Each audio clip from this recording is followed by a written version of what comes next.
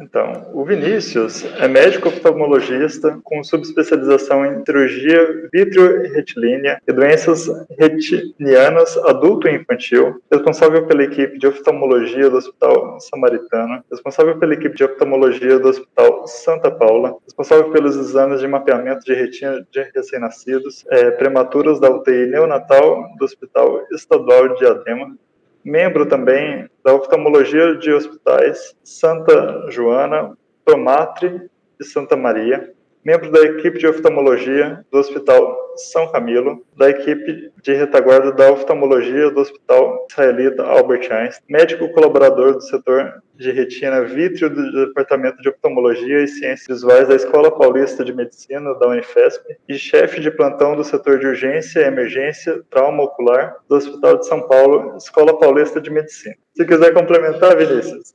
Não, acho que você disse basicamente tudo, nem eu lembrava dessas coisas, mas basicamente eu fiz minha formação em oftalmologia, né? Atualmente eu tenho focado basicamente em duas frentes, que seria o pronto-socorro, né? Que eu colaboro com o Hospital São Paulo, né, onde eu fiz toda a minha formação, então a gente atende bastante pacientes do Sistema Único de Saúde, e também eu faço bastante pronto-socorro num outro extremo, né, que é no Hospital Albert Einstein. Então a gente consegue visualizar muitas coisas diferentes, mas o que chamou bastante atenção foi algo semelhante, né, em relação a toda essa questão da radiação ultravioleta, que a gente vê que isso daí, a gente achava que era restrito a uma característica de pessoa, de ocupação, mas a gente vê que gradativamente isso vem ganhando cenário no Brasil. O outro entrevistado será o Caetano Sabino. Ele tem especialização em tecnologias que usam luz para eliminar micro-organismos. Ele é CEO da Biolambda Científica e Comercial. Ele também é doutor em ciências farmacêuticas, um doutorado especializado com luz ultravioleta. Ele, nos últimos 10 anos, publicou mais de 30 artigos científicos, 13 capítulos de livros, 4 patentes e recebeu 13 premiações científicas de instituições como a Sociedade Internacional de Ótica e Fotônica, Sociedade Internacional de Fotodinâmica, a Sociedade Americana de Microbiologia, Academia Real de Engenharia do Reino Unido, foi destaque nacional do Conselho Nacional de Pesquisa e Desenvolvimento, CNPq. Ele exerceu pesquisas científicas no Elman Center for Photomedicine, Harvard Medical School, no Centro de Lasers e Aplicações do Instituto de Pesquisas Energéticas e Nucleares, Departamento de Microbiologia, Instituto de Ciências Biomédicas da USP, Departamento de Análises Clínicas e Toxicológicas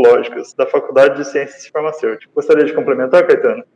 Há mais de 10 anos, tudo que eu estudo é focado a usar luz para matar micro-organismos. E então, principalmente abordando de forma bem completa todo esse ciclo, né, que vai desde a física, onde a gente tem que entender os princípios da luz, passa pela química, para a gente entender como que essa luz vai interagir com moléculas que vão estar dentro de seres vivos e que vão induzir efeitos biológicos, então a gente tem que entender o lado da microbiologia também, e tudo isso tem que ser agregado na engenharia para produzir equipamentos que exerçam aquela função pré-determinada pelas nossas validações. Então, hoje com a Biolambda, a gente é muito focado a trazer essas soluções para o mercado e sempre tomando muito cuidado, tanto com as questões de eficácia quanto de segurança. Isso é vital para a ultravioleta, apesar de ser uma ferramenta extremamente versátil e poderosa, tem seus riscos, assim como usar qualquer desinfetante, é excelente para desinfetar uma superfície, mas não pode beber. Essa entrevista de hoje, esse bate-papo, vai ser bem interessante para a gente discutir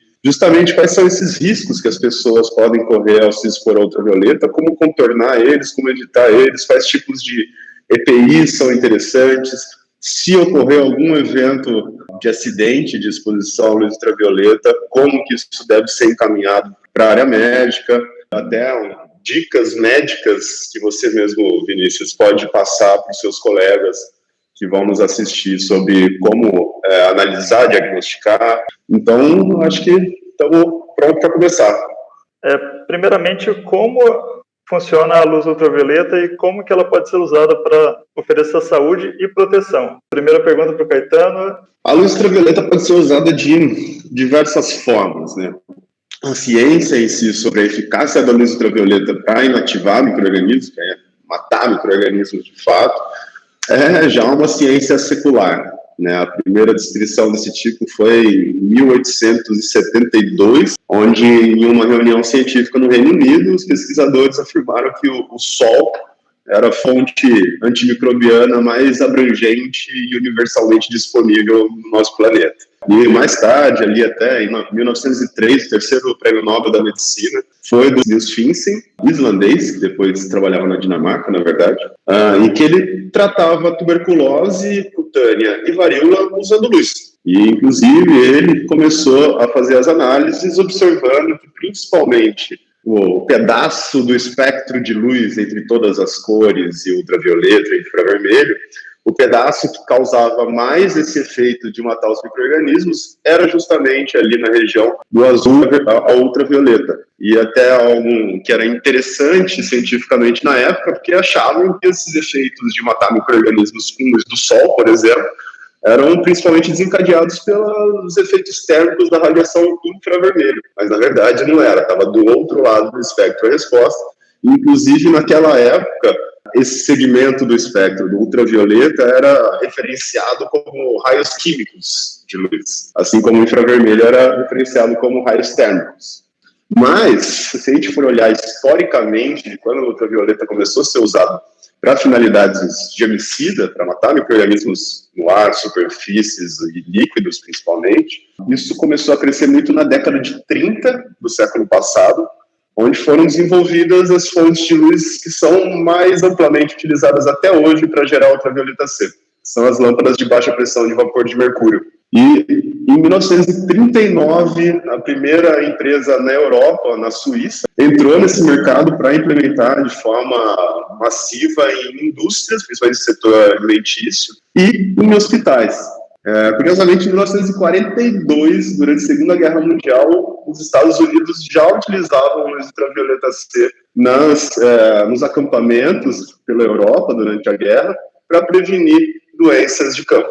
Então, isso faz muito tempo, estamos quase um século à frente disso, enfrentando novamente desafios gravíssimos desencadeados por micro-organismos, né, no meio da pandemia de Covid-19 ainda, e isso voltou muito à tona, e a gente não fala mais dessa necessidade de controle microbiológico somente nesses ambientes mais críticos para infecções como hospitais, clínicas médicas e odontológicas, profissionais de saúde em geral, e indústrias e setores mais restritos como farmacêutico e alimentício. Agora a gente fala de biossegurança e controle microbiológico em qualquer ambiente, na escola, no escritório, numa loja qualquer, a gente tem essa noção quanto que pode ser impactante a transmissão de doenças por via de contato ou vias aéreas. E a luz ultravioleta é muito legal, ainda mais hoje, quando a gente tem muito mais tecnologia e conhecimento estabelecido sobre essa técnica. Então, a gente, por exemplo, aqui da Biolambda, tem uma série de tipos de aplicações para finalidades complementares. Por exemplo, aqui do meu lado, eu tenho um purificador de ar, que ele fica recirculando o ar no ambiente, ele fica sugando o ar, que entra primeiro por um filtro, o ar vai para uma câmara toda espelhada, com muita luz ultravioleta, e daí ele já sai pela parte de trás do equipamento purificado, reciclando o ar do ambiente continuamente, com as pessoas podendo estar presentes, porque ele está com a luz ultravioleta toda fechada ali dentro. Agora, se a gente vai para uma outra modalidade de aplicação, como, por exemplo, esse bastão de desinfecção portátil, aí eu tenho a emissão de luz ultravioleta fora de uma cavidade protegida. Se você não se proteger, pode causar alguns danos, que a gente vai discutir um pouco mais à frente, mas EPIs básicos, como óculos de proteção desses transparentes mesmo, de policarbonato, e luvas convencionais, sem muita especificidade para esse fim de ultravioleta, já conseguem nos proteger muito bem. Então, eu vou até mostrar aqui algum exemplo. Aqui eu tenho o meu bastão, certo? E aqui eu tenho um detector específico para ultravioleta. Estou ligando ele aqui. Aí a produção já vai me ajudar a filmar aqui e mostrar como que os materiais conseguem barrar a luz ultravioleta incidindo sobre uma superfície. Então, por exemplo, beleza? Então, eu vou ligar aqui na luz ultravioleta, colocar sobre o meu detector. Está vendo que ele está dando uma medida ali na ordem de 2.800 microvatts por centímetro quadrado. Guarda esse número na cabeça como um número arbitrário bem grande, acima dos milhares. Tá? Se eu pegar um outro óculos desse amarelo, mas tanto faz, vou até trocar o meu, porque os dois protegem igual, o que importa é o material dele, não a cor. Eu posso pegar o meu óculos transparente e blindar aqui o meu detector. Não está dando nada de luz ultravioleta para esse óculos simples e baratinho, custa R$2, R$3 numa loja de construção. Assim como luvas nitrílicas também seguram perfeitamente bem, e diversos tipos de plástico, como por exemplo até transparente, super comum, fininho, que são esses plásticos de vinil de cobrir mesa, por exemplo. O uso mais comum deles, a gente usa aqui na biolâmina para se proteger do UV, porque apesar dele ser tão fininho e maleável, ele também consegue barrar 100% do ultravioleta. Agora, isso é para esse plástico de vinil. Agora, se eu pegar um outro tipo de plástico, por exemplo, esse polietileno, clássico dessas embalagens de ziplock, esse tipo de plástico já permite muito mais transmissão de ultravioleta. Aí sim, a gente vai passar. Então tem também esse princípio não intuitivo da luz ultravioleta sobre os materiais que ela consegue atravessar, né? Então, pode ser que eu tenha um material que é super transparente para luz visível, como vidro, como o primeiro plástico ou o óculos que eu estava usando, que eles não vão transmitir nada de luz ultravioleta C. Agora, eu posso até ter alguns outros tipos de materiais que parecem não ser translúcidos para a luz visível, mas que a ultravioleta consegue atravessar eles. Então, essa característica acaba, algumas vezes, enganando a capacidade de proteção de alguma barreira para pessoas. Mas, fazendo da maneira correta, utilizando os materiais corretos e as formas de uso de EPIs, de equipamentos de proteção individuais corretos, dá para se proteger de maneira muito efetiva. E aí, é acoplar também a engenharia de, por exemplo, sensores de presença para um equipamento que vai expor o ambiente inteiro. Então, esse é um exemplo de um equipamento que a gente usa para expor o ambiente inteiro, porém, ele tem dois tipos de sensores de presença. Se entrar qualquer pessoa dentro desse ambiente, ou um animal até, ele vai detectar a presença das pessoas e desligar automaticamente para evitar a exposição. Então, essas questões de segurança são tão importantes quanto as condições de eficácia do dispositivo.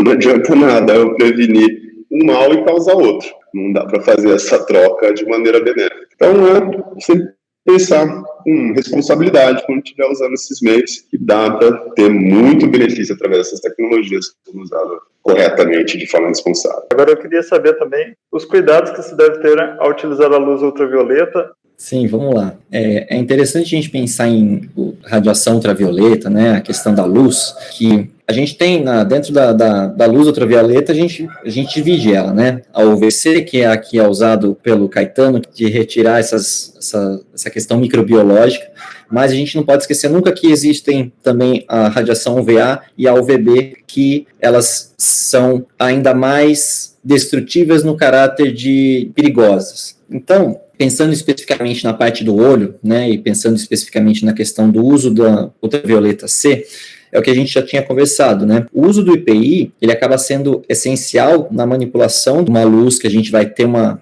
exposição direta, então, pelo fato da UVC ela ter uma penetração baixa, só um óculos de policarbonato, ele vai ser suficiente, uma luva que seja escura, ou mesmo a luva de vinil, ela pode eventualmente diminuir a exposição. Porém, quando a gente passa disso, né, pensando em UVB e UVA, que infelizmente a gente pode, em alguns casos, estar presente também essa radiação nessas emissões de UVC, a gente precisa estar ciente de que a gente precisa de um equipamento ainda mais eficaz, sendo prático. Uma das maiores exposições que a gente tem de radiação ultravioleta são as soldas elétricas, né? Então, isso dentro da oftalmologia, dentro de toda a residência, todo residente já atendeu alguém que teve uma ceratite fotoelétrica por solda. E a gente sabe que todo aquele aparato é extremamente necessário, justamente pelo fato da gente ali ter uma presença tanto do infravermelho, que vai dar uma lesão térmica, como do ultravioleta, que vai levar a essa questão da lesão fotoquímica. Então, o EPI, né, a máscara de proteção, com a sua gradação de escurecimento, né, então não vai ser um simples óculos de policarbonato transparente como um óculos, né, a gente vai ter que ter um filtro, uma diminuição da opacidade, justamente para a gente conseguir diminuir a exposição. Claro, a gente vai falar sobre a fisiopatologia, eu vou me aprofundar um pouco mais nisso depois, mas sem dúvida, os riscos que a gente tem do uso da ultravioleta C, que seria o menos agressivo, os riscos vão ser decorrentes ao não uso do equipamento adequado e também ao tempo prolongado de exposição. E dentro disso, Vinícius, eu queria saber quais são as áreas do corpo mais vulneráveis à luz.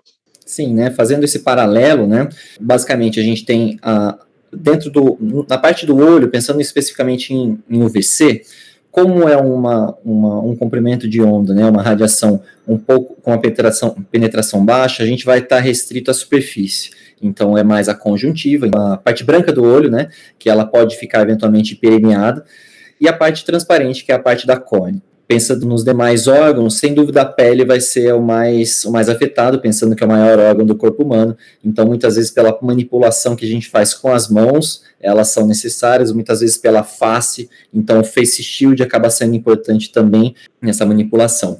Subindo de categoria para as outras, né, a gente sabe que as radiações ultravioletas, elas estão presentes em diversas fisiopatologias de doenças, não só pensando numa ceratite, que seria uma agressão à córnea, mas sim, elas estão associadas ao desenvolvimento de catarata, eventualmente pacientes que moram perto dos trópicos, né, então tem uma incidência maior de sol, mesmo uma incidência maior dessas radiações, elas têm um desenvolvimento maior de catarata. Existe uma doença que chama pterígio, que é uma doença da superfície própria da córnea, que a conjuntiva ela acaba invadindo o tecido corneano, então fazendo com aquela carninha bem no canto do olho, que também é associado a essa parte de radiação, até quadros um pouco mais graves, que existem estudos que associam a degenerações de mácula, né, que são lesões na retina associados a essas alterações da radiação ultravioleta. Quando a gente pensa, né, em luz, a gente nunca pode esquecer do espectro da luz, né, que a gente tem lá todas as 7 cores, então cada pigmento presente no corpo, ele vai estar associado e vai ter uma associação maior ou menor com essas luzes.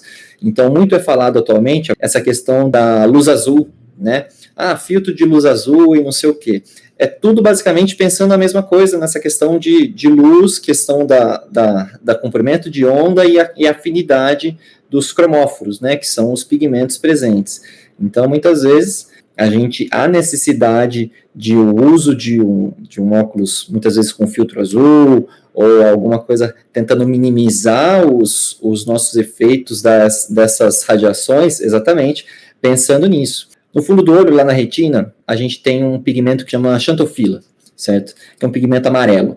E ele tem uma associação muito grande exatamente com o comprimento de onda azul, né? Que são comprimentos de ondas que são complementares, vamos dizer assim, né? Então, existem estudos que conseguem, de uma certa forma, sugerir que a presença da luz azul pode ter um tipo de alteração no fundo do olho que pode aumentar os riscos.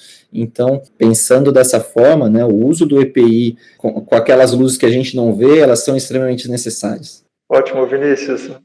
Como que os equipamentos da Biolambda oferecem mecanismos de segurança? Você já mostrou sobre a luva e o óculos de proteção. Queria saber, os outros equipamentos teriam algum outro mecanismo?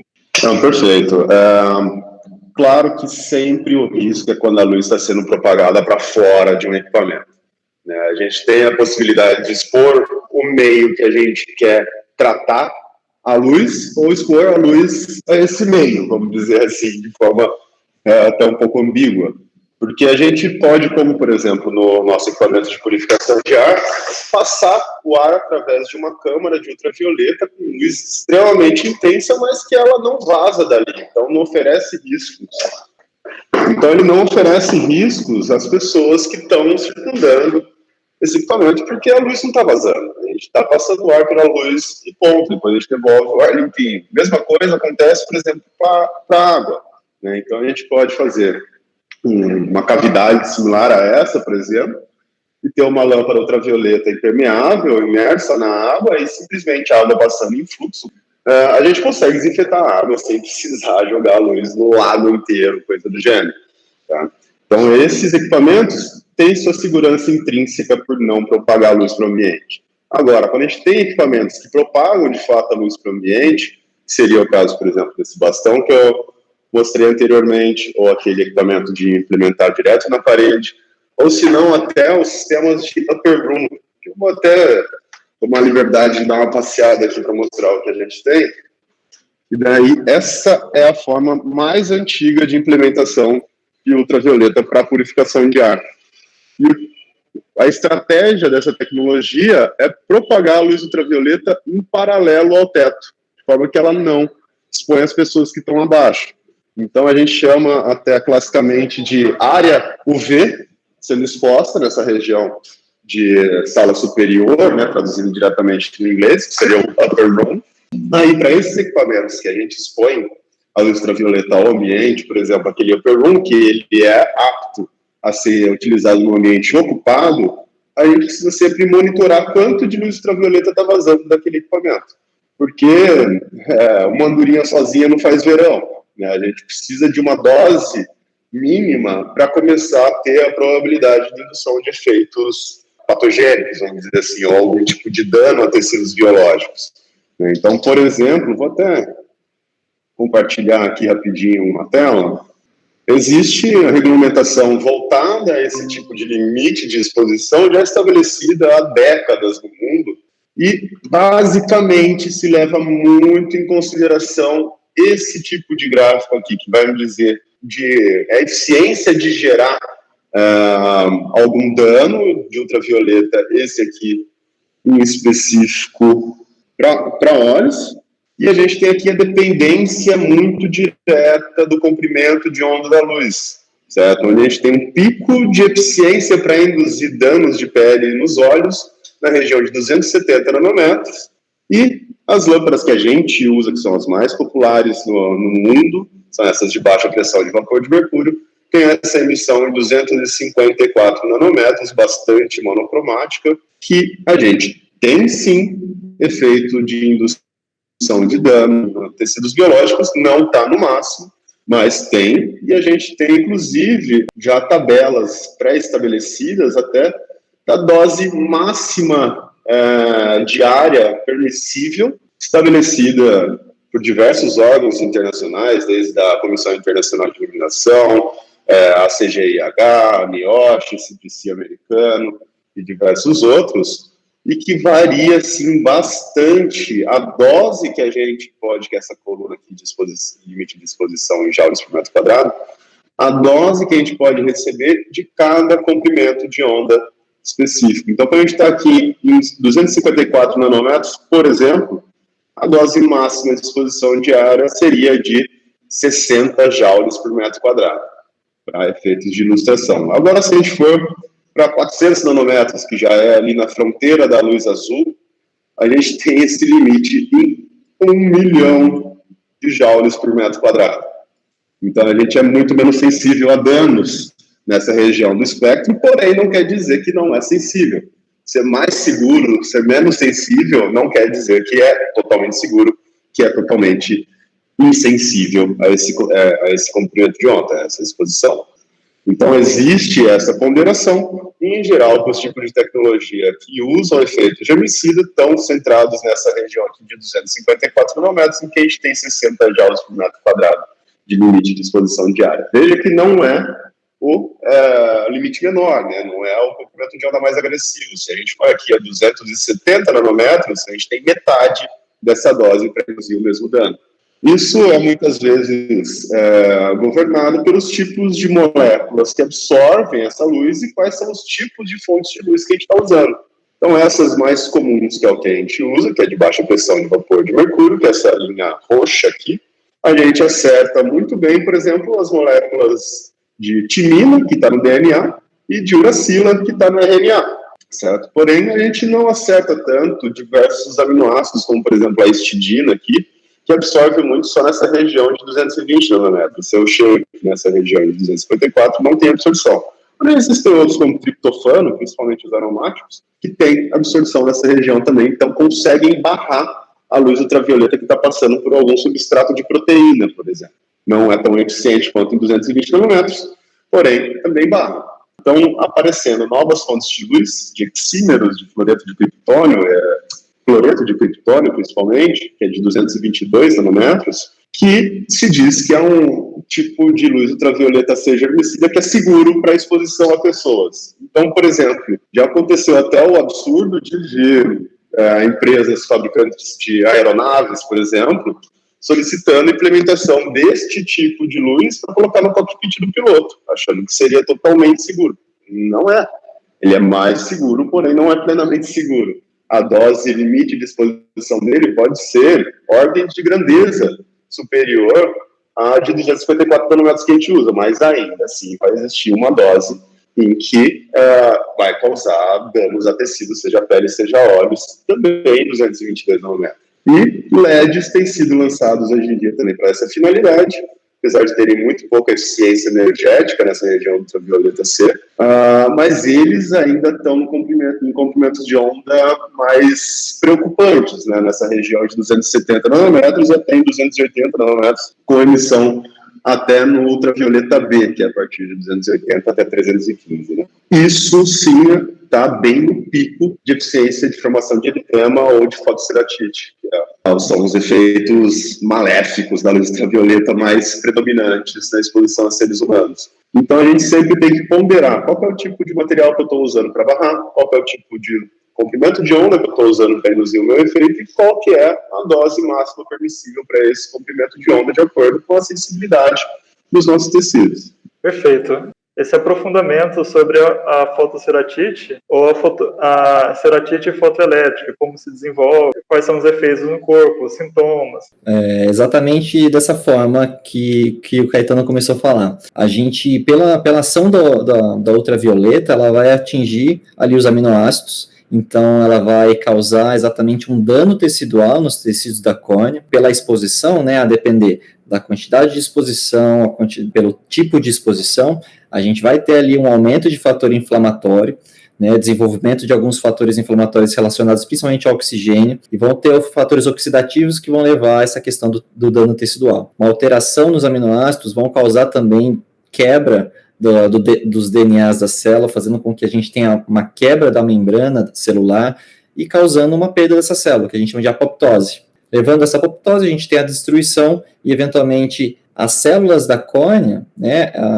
que estariam todas intrinsecamente agrupadas, elas vão se soltar e a gente tem o que a gente chama de uma ceratite. Ceratite, quando a gente visualiza ectoscopicamente, né, quando a gente vê na lâmpada de fenda, são vários pontinhos, né, é uma ceratite puntata que a gente fala. Então, a córnea, por si só, ela tem várias camadas, como se fosse uma cebola. Quando a gente perde essa primeira camada de epitélio, a gente expõe muitas terminações nervosas, então a gente fica com várias terminações nervosas expostas, e é justamente isso que causa a dor. O epitélio, por si só, da córnea, ele tem pouca terminação, mas logo abaixo dele a gente tem uma quantidade gigantesca, se não o tecido mais nervado no corpo humano, mas um dos mais. E é justamente isso que leva a todos os sintomas, né? O sintoma principal da ceratite fotoelétrica é a sensação de um corpo estranho, né?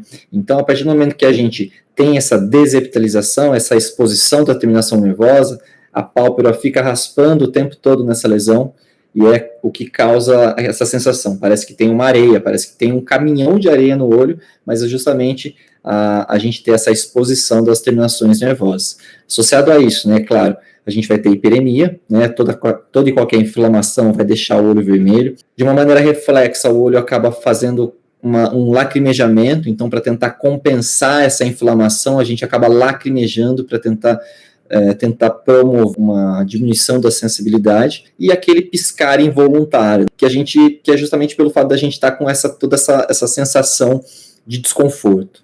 É mais ou menos isso o desenvolvimento de uma ceratite. E claro que daí os graus, né, de ceratite, eles vão ser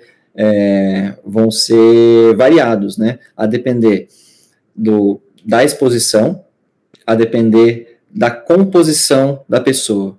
Então, isso daí vai depender, por exemplo, uma pessoa que foi submetida a uma cirurgia refrativa, que fez uma cirurgia de LASIK, uma PRK, enfim, que fez a cirurgia para corrigir miopia.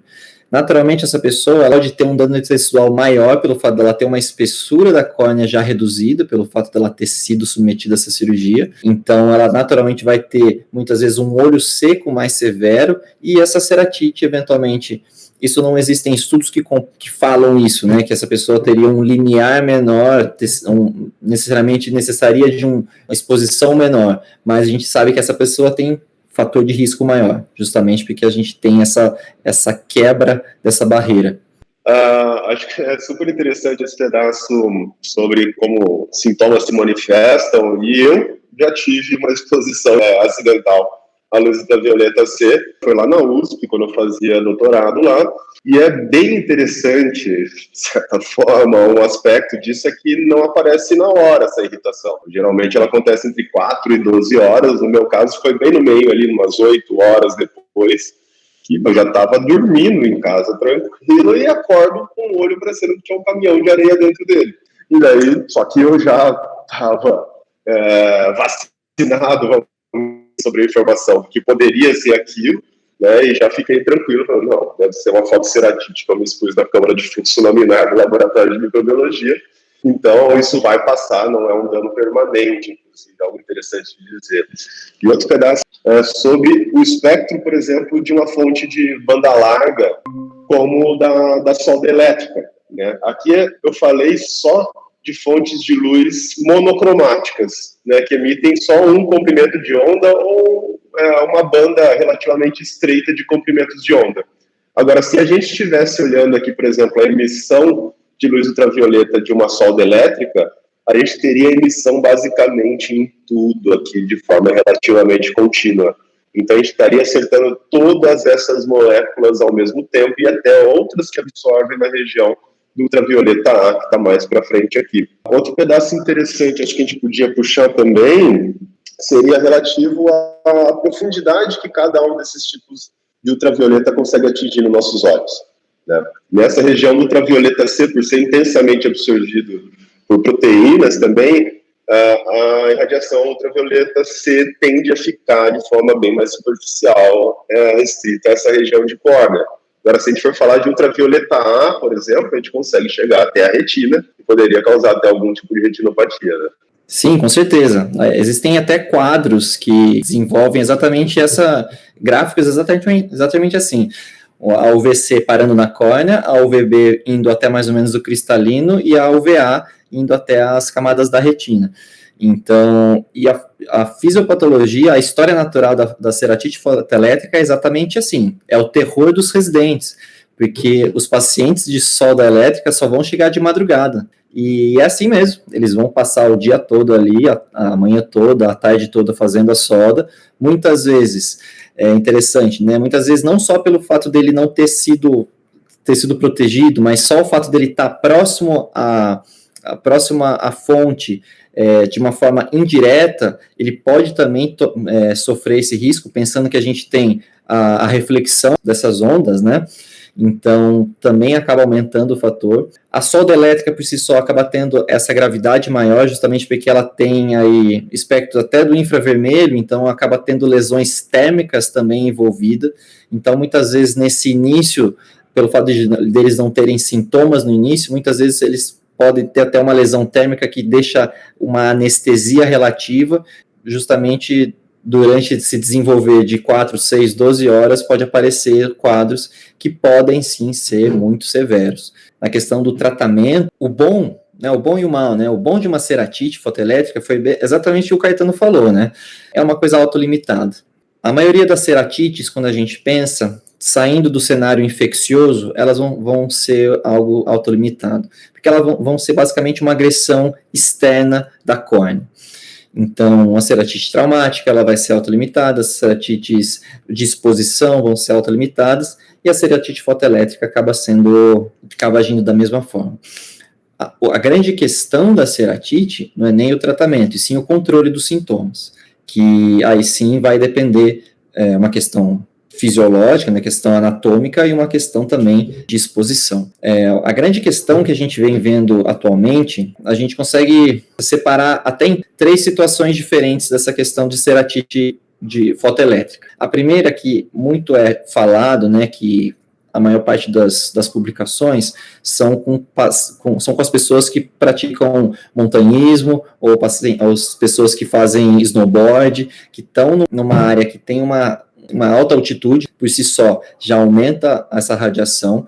De maneira geral, pacientes que são pessoas, né, que têm uma exposição ao sol muito maior, pensando em neve, tudo isso daí, a gente vê que tem publicações exatamente envolvendo isso. Então, lesões de pele e lesões na córnea. A própria neve, seja água, né, seja ela no estado sólido ou líquido, tem uma capacidade de refletir ultravioleta relativamente eficiente. Então, aí é onde começam a surgir esses problemas, com essas queimaduras solares mesmo, de ultravioleta nos olhos. A altitude influencia muito, mas o problema é essa incidência dobrada, que a gente vai pegar a luz que vem de cima e a que vem refletida de baixo. Algo que se remete também até a marinheiros, por exemplo, o pessoal que fica muito tempo no mar sem proteção nos olhos. O que ele está tomando lá de cima também está sendo refletido da água que está vindo de baixo. Então, tem esse efeito somatório aí que pode atingir a dose necessária para causar. E aqui no Brasil, né, pensando na nossa prática, a gente acaba não tendo isso por motivos óbvios, questão geográfica, mas o que a gente acaba vendo, e principalmente nessa população que trabalha com isso, é essa questão da ceratite fotoelétrica de soldadores.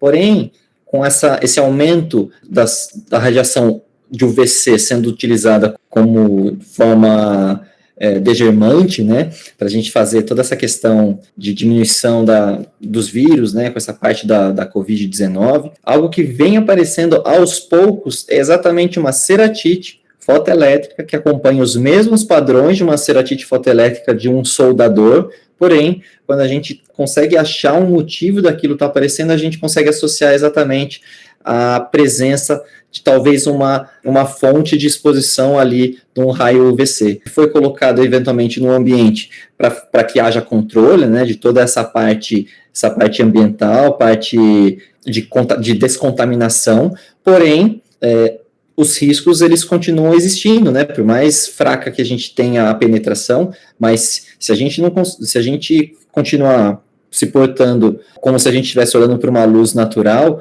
a gente pode ter realmente esses danos. E pior ainda, né, a gente não sabe até onde essas fontes de ultravioleta, o quanto que elas são confiáveis, né, porque a gente sabe que a gente pode ter um espectro também de luz, de UVA, de UVB, que vão ser mais danosas, então é muito importante, e isso eu acho que talvez a parte mais importante é justamente essa, né, da gente ficar atento, a gente como médico, ficar atento, essa ceratite fotoelétrica que parece um soldador, pode ser alguma coisa relacionada ao UVC, para que a gente consiga orientar o paciente, que talvez a gente tenha uma exposição que ele nem imagina.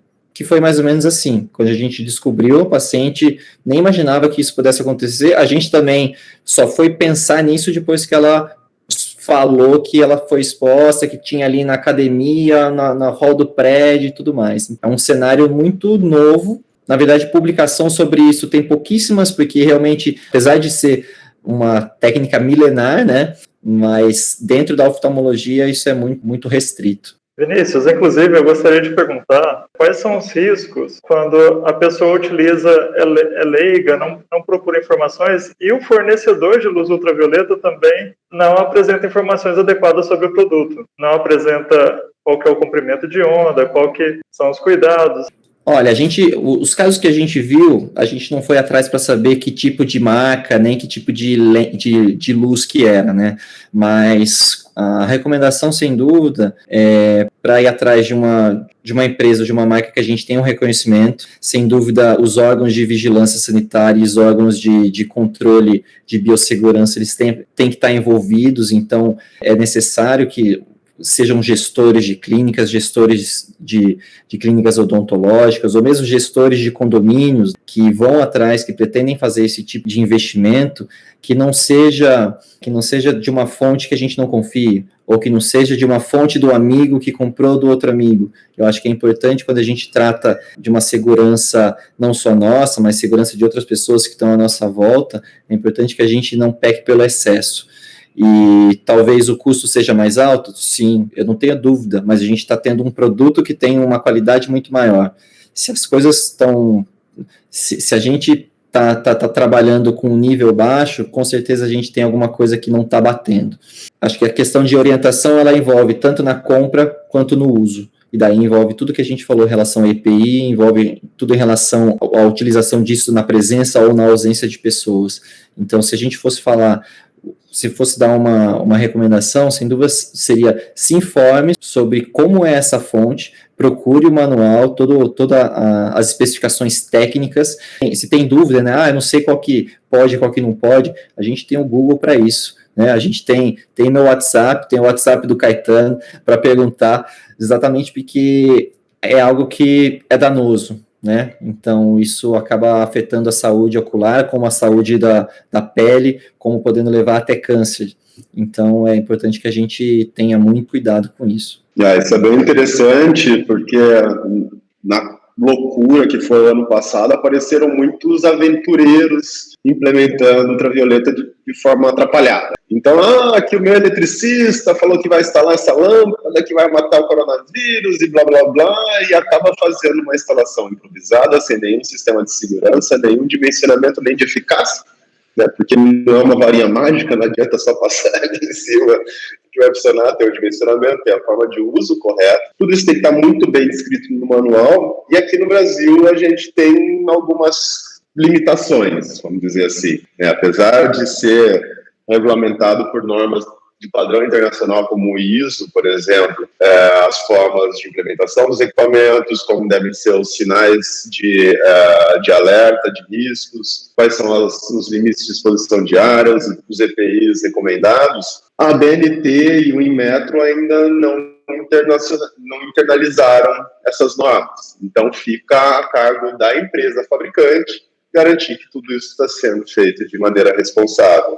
Até a própria ISO não tinha nem tradução para português. Eu que traduzi aqui, por exemplo, manualmente a ISO 15858, que é a que trata de segurança e de exposição à luz ultravioleta C em 254 nanômetros, que é o que a gente usa dessas lâmpadas de vapor de mercúrio. Então, a gente tem cuidado até de fazer esse trabalho de traduzir uma ISO para fornecer aos nossos clientes todos os padrões, os métodos de controle, de acompanhamento, de medição, de segurança, estratégias de como implementar de forma segura. Então, isso teria que estar respaldado pela regulamentação e as normas brasileiras, mas ainda não saiu.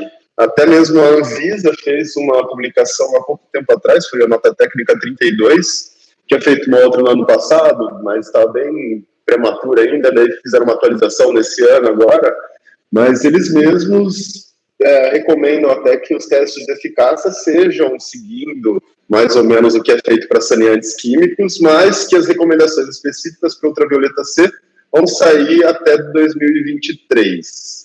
Então, a gente ainda tem, provavelmente, mais 2 anos de mercado não muito bem regulado, então a gente tem sim, os nossos clientes têm sim que tentar se respaldar com o fabricante. Conversar com o fabricante, quais são os mecanismos de segurança, quais são as validações técnicas que mostram que o teu equipamento funciona nessas condições que você está propondo.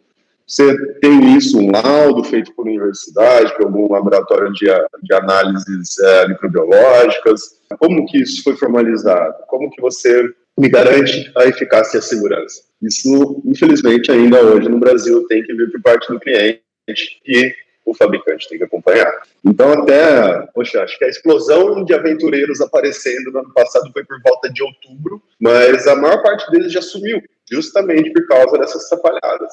né? A gente tem, inclusive, muitas empresas da China. A China tem muita coisa muito boa e tem muita coisa, né, focada ao baixo custo. Então, lá no ano passado, sei lá, para agosto do ano passado, mais ou menos, já começaram a aparecer publicações de pesquisadores chineses reportando sobre eventualidades que têm acontecido de exposição acidental em hospitais e consultórios odontológicos, né? Então, vem sempre muito clássica a fotoceratite, ou a ceratite fotoelétrica, e um eritema cutâneo, né? Um vermelhidão da pele, às vezes até focado no rosto ou nas áreas que estão expostas.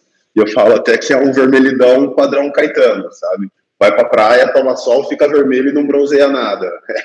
Esse tipo, preferencialmente, de queimadura de ultravioleta cutâneo que geralmente acontece com essas fontes monocromáticas de 254 nanômetros. Não é a mesma coisa para a solda elétrica, por exemplo, que emite banda larga, inclusive emitindo ultravioleta B, geralmente é o pico de eficiência de induzir melanização, né, o bronzeadinho.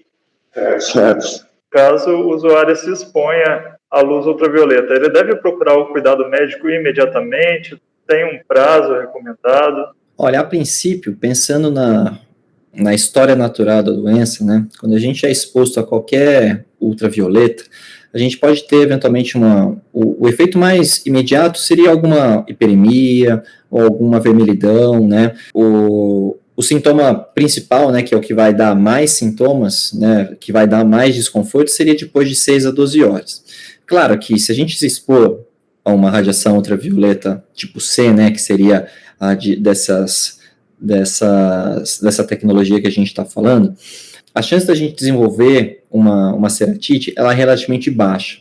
Então, acho que se fosse para a gente falar quais seriam as recomendações, caso haja uma exposição, né, seria, eu me expus.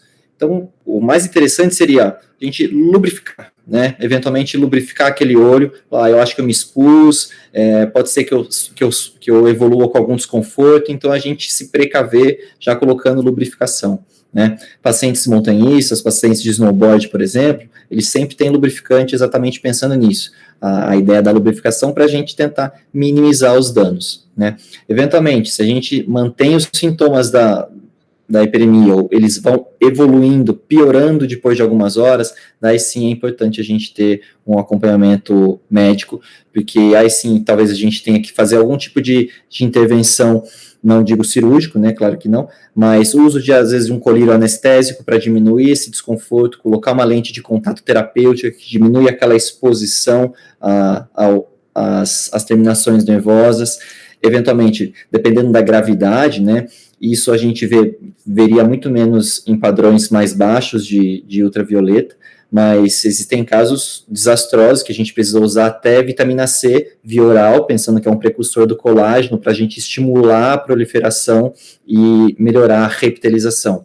É algo que precisa ficar sempre atento, se houver eventualmente alguma exposição, mas nada que a gente precise sair correndo para o médico, porque se acontecer alguma coisa, vai ter um sintoma de 6 a 12 horas. Então, é mais fácil a gente se precaver, utilizar algum lubrificante, um colírio, às vezes até um sem conservante, que são colírios que a gente consegue usar de numa frequência até mais alta. Eventualmente, se a gente tiver a piora dos sintomas, procurar um médico. Mas, claro, não é para todo mundo ficar sendo exposto ao VC e começar a pingar colírio e lubrificante, que isso daí não vai adiantar de nada. Inclusive, uma dúvida minha, Vinícius, recentemente eu fui trocar meu óculos. E eles me ofereceram a lente que inibe a luz azul, né? Não deixa passar a luz azul. Ela seria mais eficaz? Eu sei que a luz ultravioleta não penetra a lente do óculos, mas eficácia contra a luz azul traria mais saúde ocular e evitaria uma fotoceratite? Então, pensando basicamente em UVC, né? A lente de policarbonato, ela já teria suficiente. Então, elas tendo o filtro azul ou não faria diferença. A grande questão do filtro azul é algo um pouco mais complexo, né? Que ela não envolve só a parte da ultravioleta, e sim todo o espectro da luz, né? E tanto do vermelho até o violeta. Mas o que é mais bacana disso, né? É que muito é falado, né? Isso tem sido falado nos últimos anos, sobre essa questão do filtro azul, muito por conta do comprimento de onda amarelo, que tem uma predileção maior aos pigmentos, o comprimento de onda azul, que tem predileção maior aos pigmentos amarelos do fundo do olho, que, em teoria, isso levaria a um aumento dos radicais livres, um maior dano tecidual e podendo piorar alguma alteração no fundo do olho, né? Existem estudos que não são estudos em vivo, né, que mostram que células cranianas expostas a luzes do espectro azul tiveram um aumento da inflamação, um aumento de inflamação ocular, porém isso não foi comprovado em humanos, né, não foi comprovado em nenhum estudo prospectivo. Então, assim, quando eu falo para os pacientes, eu falo, faz muito sentido, né, a gente bloquear a luz azul, porque é sabidamente um comprimento de onda que pode causar um certo dano tecidual. Porém, não vai ser agora. Se a gente souber disso, vai ser mais para frente. Então, se financeiramente é viável, faz, né? Porque mal não vai fazer, né? O importante é usar, né? Se precisa de óculos, o importante é usar. Eu acho que está tendo muita relevância esse assunto de filtro de luz azul para óculos, principalmente relativo ao ciclo circadiano, né? A gente tem as oficinas 3, 4 lá, que absorvem. São fotorreceptores dos olhos que não formam imagem, são só sensores de luminosidade que ajudam a gente a controlar o nosso ciclo de dia e noite, de vigília e de sono. Lá estão saindo uns estudos interessantes, até do pessoal aqui da USP mesmo, o professor Maurício Batista, do Instituto de Química, a professora Ana Castrucci, do Instituto de Biologia, analisando, por exemplo, formação de subprodutos que são fotossensíveis à luz visível. Né? Então, quando a gente expõe, por exemplo, culturas de células, a luz azul ou ultravioleta perto da azul, inclusive as pesquisas são feitas com equipamentos da Biolambda, a gente induz formação de lipofucsina, que é ali um emaranhado de resíduos de detritos, subprodutos formados das reações químicas e também do processo de danos e reestruturação celular interna. E essa lipofucsina, ela consegue absorver comprimentos de onda visível, até o vermelho, até o verde, amarelo. E aí a gente induz, depois de uma exposição inicial à ultravioleta A ou à luz azul, a gente induz uma maior fotossensibilidade ainda àquelas células expostas à luz visível como um todo. Então, nenhum tipo de protetor solar vai te proteger desse resto de fotossensibilidade que vai ser induzida. Mas é ainda algo, estudo inicial, trabalhando com culturas de células in vitro, nem in vivo ainda está começando a caminhar os estudos agora, mas é algo que pode ser muito relevante, tem sido muito discutido até de desenvolvimento de filtros solares para a pele mesmo, que também absorvem a luz azul. E faz muito sentido, né, quando a gente olha a teoria, essa questão, esses comprimentos de onda, quando a gente pensa na fisiologia das células retinianas, por exemplo, a gente pensar que isso daí poderia causar uma degeneração macular relacionada à idade, poderia piorar algumas alterações que já haveriam no fundo do olho. Então, a gente não vai conseguir descobrir isso agora, mas pensando na teoria, eu acho que no futuro a gente talvez consiga ver esses danos e os benefícios do uso desses filtros, porque faz sentido, né? Então, só falta a gente achar um modo um pouco mais factível de provar. Perfeito. Eu queria saber, Vinícius, se você tem algum complemento à nossa conversa de hoje, se o Caetano também teria depois. Olha, eu acho que a gente falou bastante coisa. Eu acho que é importante, falando especificamente sobre o VC, né? O VC é uma tecnologia que, apesar de milenar, ela é muito inovadora. Eu acho que a gente precisa, acho que eu como médico e pensando numa clínica, pensando nos cuidados dos pacientes, pensando em toda essa asepsia e descontaminação, eu acho que a gente tem que ver isso como uma coisa boa, uma coisa inovadora, algo que vem a agregar, pensando no bem-estar dos pacientes, pensando realmente em toda essa situação em que a gente precisa estar com tudo muito bem estéril, muito bem limpo e muito bem asseado. Porém, da mesma forma, é importante a gente ter em mente que a gente precisa se informar para que a gente não cause mais dano do que a gente está querendo. Então, se a gente está querendo investir em algo que seja bom para o paciente, bom para a clínica, que seja algo realmente bom, que seja um investimento e não seja um prejuízo para as pessoas que vão utilizar, né? E pensando na parte oftalmológica, sempre é interessante a gente tentar evitar qualquer tipo de exposição ao sol ou exposição a essas radiações, então é sempre importante a gente ter em mãos um óculos escuros, sempre ter em mãos em casa um lubrificante, para que a gente consiga minimizar um pouco desses efeitos, e claro, eventualmente piorando os sintomas, isso evoluindo de uma forma que a gente não está conseguindo aguentar, né, procurar sempre um pronto-socorro oftalmológico, para que a gente consiga cuidar, saber ao certo o que é, né, evitar muitas vezes para deixar para depois, porque muitas vezes a gente pode minimizar de uma forma simples, com conhecimento básico, né? Muitas vezes a gente acha que vai conseguir resolver tudo em casa, mas muitas vezes a gente não consegue, né? Então é bom a gente ter pelo menos uma ideia de que tem com certeza profissionais muito bem capacitados por aí para conseguir resolver esses problemas. Ótimo. Eu queria falar também que, poxa, hoje está muito na moda, né, a luz ultravioleta C, desencadeado pela pandemia de Covid. Mas é uma tecnologia centenária e que, por exemplo, desde a década de 90, não lembro se foi 94 ou 99, a própria OMS, a Organização Mundial da Saúde, já recomendava que sistemas de purificação de ar com luz ultravioleta C, como por exemplo aquele que eu mostrei ali no outro ambiente, do Upper Room, que projeta luz em paralelo ao teto, para ser colocado em todo e qualquer quarto de internação de pacientes com tuberculose. E a gente precisa lembrar que, poxa, tem muitos outros tipos de infecção que são extremamente relevantes que podem ser evitada a transmissão com o uso desse tipo de tecnologia ultravioleta C. Quem não conhece ninguém que já teve algum tipo de infecção hospitalar por uma bactéria resistente a antibióticos?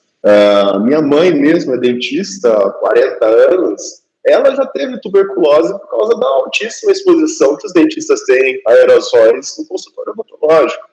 No consultório odontológico, eu acho, inclusive, que é um dos ambientes que deveria ser obrigatório esse tipo de tecnologia hoje em dia, ou qualquer outro tipo de tecnologia de purificação de ar contínua e ativa, porque é o nível de contaminantes direto da boca de 10 pacientes atendidos no mesmo dia, dentro de um ambiente pequenininho, confinado com ar-condicionado, é extremamente alta a chance de transmissão de doenças infecciosas por vias aéreas e por vias de contato. Então, precisa sim começar a pensar cada vez mais nesse tipo de segurança, que inclusive até a própria Organização Mundial da Saúde, antes da pandemia de Covid, anunciava que a prioridade número 1 dela era o controle das superbactérias, das bactérias resistentes a antibióticos, os grupos críticos de prevalência de resistência aos antibióticos. E isso ela prevê, inclusive, por exemplo, que até 2050, se não for feito nada para aumentar o desenvolvimento de novos antibióticos ou de vacinas